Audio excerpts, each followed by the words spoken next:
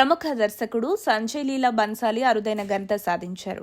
ఢిల్లీలో జరిగిన గణతంత్ర దినోత్సవ పరేడ్లో సినీ రంగానికి ప్రాతినిధ్యం వహించిన తొలి దర్శకుడిగా చరిత్ర సృష్టించారు. ఈ పరేడ్లో సమాచార ప్రసార మంత్రిత్వ శాఖ శకటం ప్రత్యేక ఆకర్షణగా నిలిచింది. దీన్ని సంజయ్ లీలా బన్సాలి రూపొందించడం విశేషం.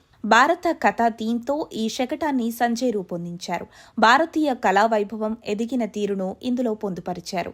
రుచుల సద్బోధతో మొదలైన కథా కాలక్షేపం భారతీయ కళలుగా రూపాంతరం చెంది అటు నుంచి ఆధునిక సినిమా ప్రయాణాన్ని సమన్వయపరుస్తూ బన్సాలి అద్భుతంగా ఈ శకటాన్ని రూపొందించారు. భారతీయ సినీ రంగంలో వచ్చిన మార్పులు ప్రతిబింబించేలా ఉన్న ఈ శకటం ప్రేక్షకులను విశేషంగా ఆకట్టుకుంది. ఇది వినూత్న ప్రయత్నమని నెటిజన్లు అభిప్రాయపడుతున్నారు. శకటం ప్రధాన భాగంలో బాక్సాఫీస్ గుర్తుతో పాటు కమింగ్ సూన్ అక్షరాలు ప్రత్యేక ఆకర్షణగా నిలిచాయి. దీనిపై సంజయ్ స్పందిస్తూ ఇది తనకు దక్కిన అదృష్టంగా భావిస్తున్నట్లు చెప్పారు. ఈ పరేడ్లో సినీ రంగానికి ప్రాతినిధ్యం వహించే అవకాశం రావడం, సమాచార ప్రసార మంత్రిత్వ శాఖతో కలిసి ఈ శకటాన్ని రూపొందించడం సినీ రంగానికి దక్కిన గౌరవమన్నారు. శృతి, కృతి, దృష్టి పేరుతో 3 భాగాలుగా సంజయ్ ఈ శకటాన్ని రూపొందించారు. రావి చెట్టు కింద తన శిష్యులకు జ్ఞానబోధ చేస్తున్నట్లుంది. రెండో భాగంలో బోధించే విధానం నుంచి లిఖించే విధానానికి ఎదిగిన తీరు చూపారు.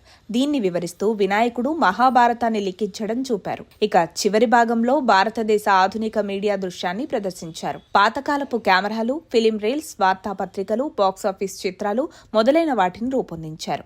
వేదిక్ విధానాల్లో నుండి నేటి ఆధునికత వచ్చిన తీరు గొప్ప పరిణామంగా బన్సాలి చిత్రీకరించడం, ఆయనకు అవకాశం రావడం, కమింగ్ సూన్ అంటూ ఈ చిత్రీకరణ సృష్టి ఇంకేదో మార్పుకు సంకేతమని నమో భావిస్తూ సంజయ్ లీలా బన్సాలి గారికి అభినందనలు తెలియజేస్తోంది.